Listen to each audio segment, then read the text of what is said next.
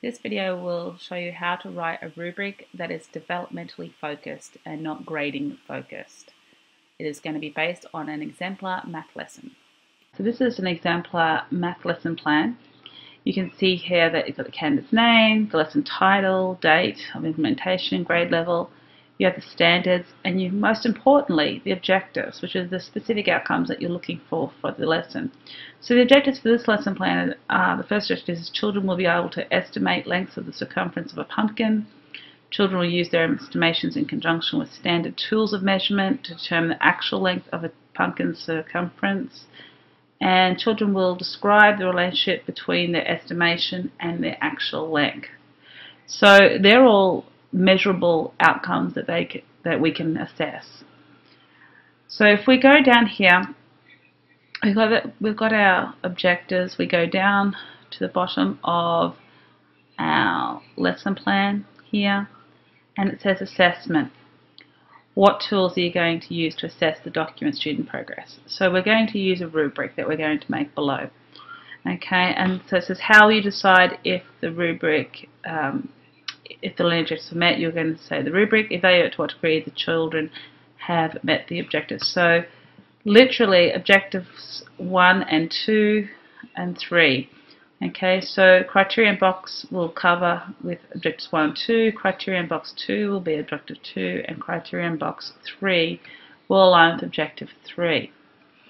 Okay, so if we just go to the rubric here.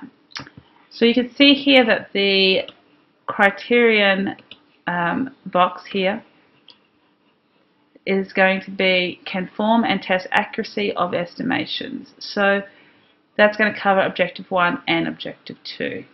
Can successfully use and record length using tape measure. That's going to be your objective 2. Express relationship between the estimation and the actual length. Well, that was objective 3 if you recall. Now here we're looking at a developmental rubric that we're going to create. So we're looking at applying, which is like your A, making connections, like your B, developing understanding, like a C, getting to understand, which is like a D, and exploring, which is an F.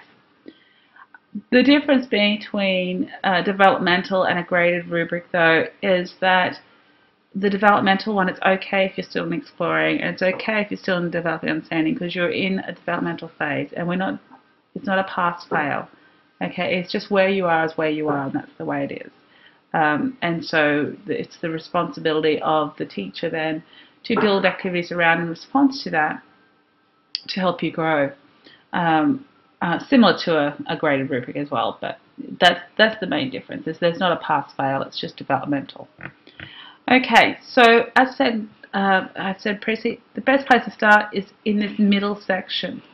So if we're looking at this one, the middle way that you could that you want to be talking about this is by, let me just highlight this because I have it already pre-done for you. Is that you want to have here form and test accuracy of estimations with some support, so they'll have you helping to some degree. Okay, then the best way is to go forward, to go upwards, go towards this bit. So form and test accuracy with minimal support. So yeah, they're still getting some support, but it's minimal. When they're applying the information and they know it fully, then they're doing it independently. Then you go back this way. So remember, here we're saying that they were forming and testing accuracy of estimations with some support. So here they're doing it with support, fully with support. And here in exploring, they can only do it with full support. It's the only way they can do it. Okay? Basically, they're having you do it for them. Alright, and they're just watching along. Let's have a look at the next criterion box, which is successfully use and record length using tape, measure, and objectives. Again, let's start in this middle column. And we'll look at experiences some success in recording length with the tape measure. So then we want to move upwards again. So if that was some success, then this one is you're often successful. You still have some errors, but more often than not, you're pretty good. When you're applying, you're consistently successful, okay? Going back down here, you have limited success. So you do have it, but it's rare. And then finally, you're unsuccessful in recording length. Okay, you can't do it independently at all.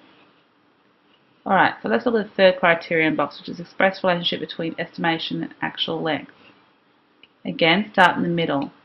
In the middle is where you're having some. You've got room to grow, and but you're better than from when you started. So that's where you want to start in the middle. Okay. So you demonstrate some understanding of the estimation concept and the relationship.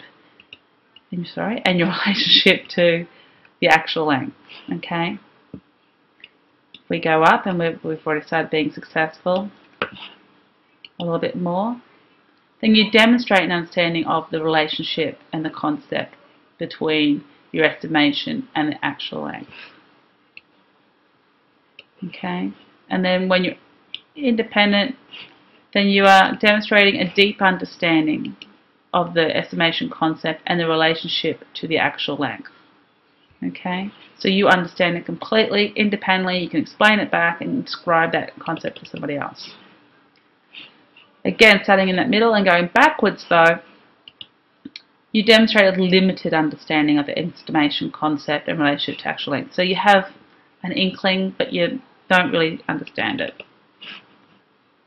And here you have no understanding of the estimation concept relationship to actual length. So there's an example of a developmental rubric that you've written.